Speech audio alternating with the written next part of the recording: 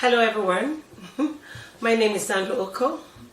I'm an author, a Maxwell's Leadership Certified Team member, and your sales expert. I was just going to start my story on my sales journey. I mentioned some time ago that I'm going to be starting a new series that has to do with sales, how you can increase your finance and how you can sell to make more money. This year is a year where we would do much more and make more money. And so I just want to go into the story. I am Sandra, as I earlier said. I came from an humble background and got into school to read biochemistry. I never read sales, neither did I read marketing. But I found that whilst going to school, I had some challenge, paying my bills and being in school. But I got plugged into a system that at least I could get help to further and finish my schooling. And that's what I encourage everyone. Perhaps you never know when you will have an itch along the journey to life. You need to be plugged into a system so that peradventure you have any challenge, in the sense that you have any complication, you can easily get help from other fellows. I started that way, and I got help along the road, along my path, and God was faithful. God has been faithful, and He is an ever-present help. I got out of school reading biochemistry. I was a biochemist. One good thing, knowing from the background I was coming from, and knowing that things were not easy from home, I became so focused. I was focused on my studies, such that I had so many names in school. The library, if you go to the University of Ibadan, you probably will hear people tell you that the name of the library is called Kennedy K Library. My friends called me names like Kennedy K Library. They called me most hardworking, bookworm. She's always reading. And this, what informed my reading was knowing where you were coming from. You never want to go through the same paths your parents went. You never want to go through the same difficulty they experienced. So that helped me and that guided me. I was able to remain focused in school. And I didn't just only come out with a good grade. I had a lot of award. And I was posted to do my National Youth Service in Lagos. So whilst, working as a corporal, as a research fellow, I was always in the lab. I knew that I love my weekends. And how do I get my weekends in working for a manufacturing or any company that would require me to go to work on Saturday? I knew that I could not continue with that job, because as a couple for 1 year, I was often going to work on Saturday. So because I worked then as a research assistant, and I would have to be present at work on Saturday to check what is being produced in the manufacturing plants. So knowing that, I'd already told myself I don't think I want to continue being a lab person. I need to get another job. So I think I was called for an interview. I never knew what the job was all about, but I was ready to take just any kind of job just to get, get going in life. Knowing from where I came from, now I'm a graduate, I'm done with service, I need to go and get into the job market. I need a job to get on with life. And you know what happened? I went for this interview, and the first thing I was told, you have a science background. How do you think you'll be able to thrive as a salesperson? I smiled and I told them where I was coming from and how long I've been on this journey of sales. At the age of 11, 12, I helped my mother in selling. And if you know the popular market, holiday markets, I was always there with my mom, helping her to sell whilst I'm on holiday. And whilst I come back from school, I would just, change and get to the store and assist her. So I was doing that for a long time. My mother had a restaurant. I was also helping. So I have been selling right from age 11 stroke 12. And selling has been part of me. So whilst in college and when I knew, I had a challenge, and once in a while, I would always get, support from the system I plugged in. That's the church I was going then. I didn't want to be a nuisance. I didn't want to be someone who was always coming when I need help. So I had to look for what can I sell whilst in school, in college. So I had to go, my auntie had to give me some folders. Whilst in school, I was selling these colorful folders in school. And that was at least able to help me with some funds to be able to take care of my personal needs. And with that, I was able to do that. And not so long when I got out of school, and as a copper, I was also selling too. I decided I had to ask myself, what do I sell now that I'm in the job market, now that I know I'm going to be working with professionals. So I started by selling materials, gaining and mostly my customers were men. My customers were men because I knew that with men, they just, ask you how much is it, and they pay you right away without negotiating with you. So for female, they already know where I get the stuff from. So they probably want to negotiate me lower. And so it wasn't easy and it wasn't palatable selling to ladies. But I had some customers who were ladies too. Whilst doing all that, I just got in, I made sure what was being paid to me as allowance from the National Youth Service, I wasn't touching it. I left it for 1 year. And that was the major and capital I was able to, start with. That was the major capital I started with. Because I found out that by the time I was done with service, I needed bulk money to go into doing other business. But whilst as a corporate, I'd saved all the money that were paid to me. So after then, that's 2001, and I had over 84,000 in my accounts, and I was able to use that to start my business.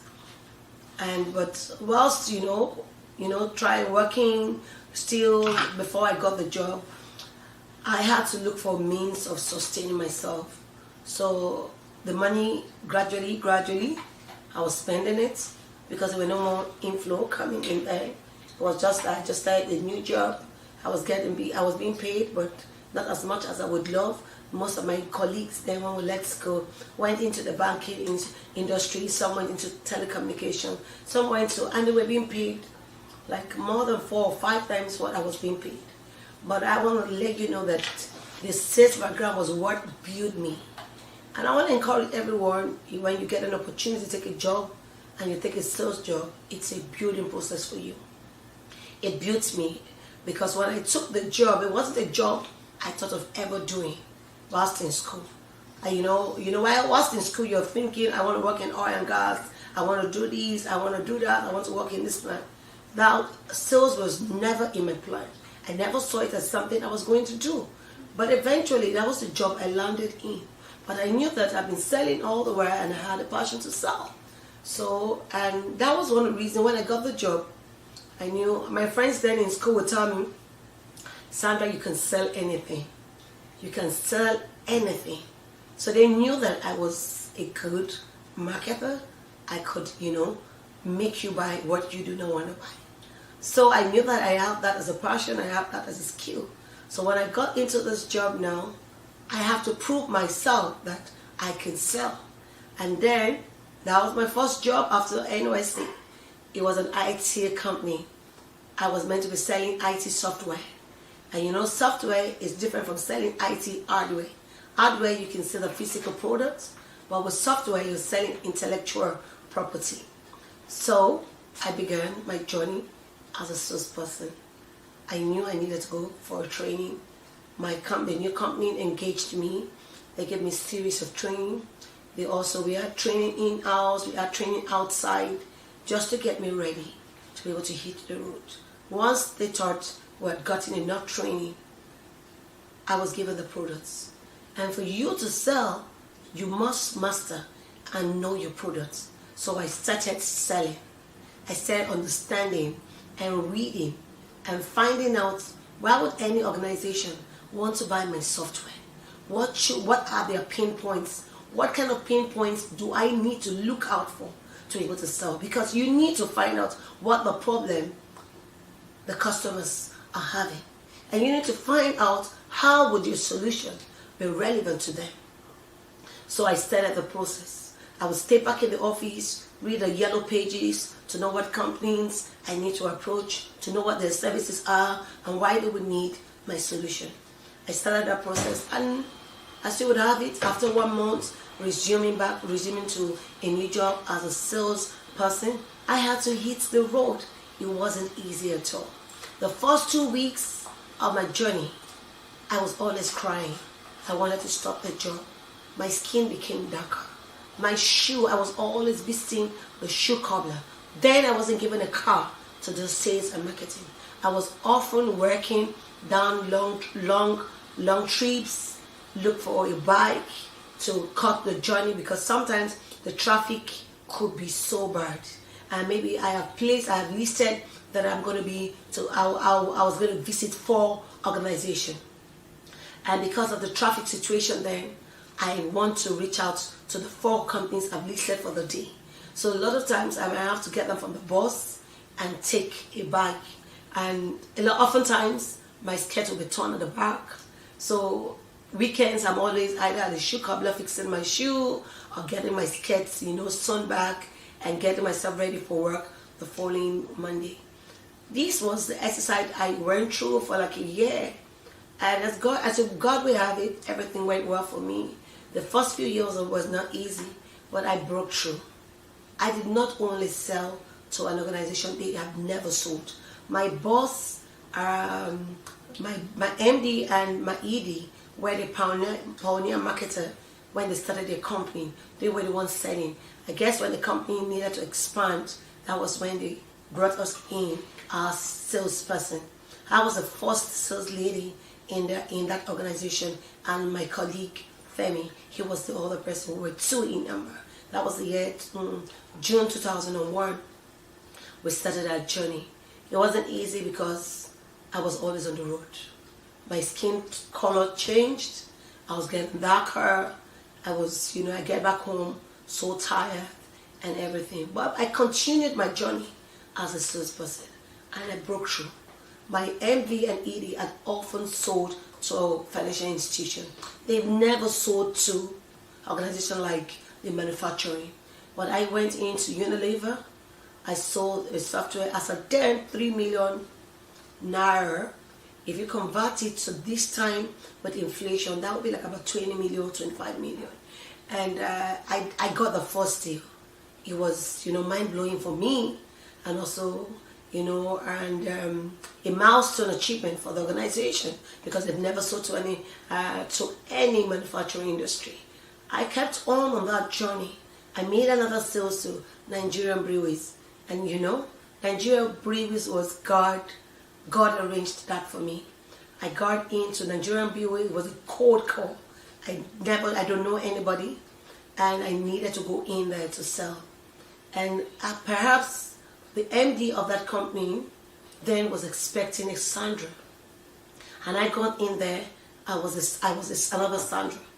So when I came in and I said I want to see the MD, the first thing they asked me, "Are you Sandra?" The MD is expecting a Sandra. I said, "Maybe me," and I went into his office. When I got in there, guess what happened? He said, "I'm sorry, this is not the Sandra I'm expecting." I said, "Well, I'm Sandra by name."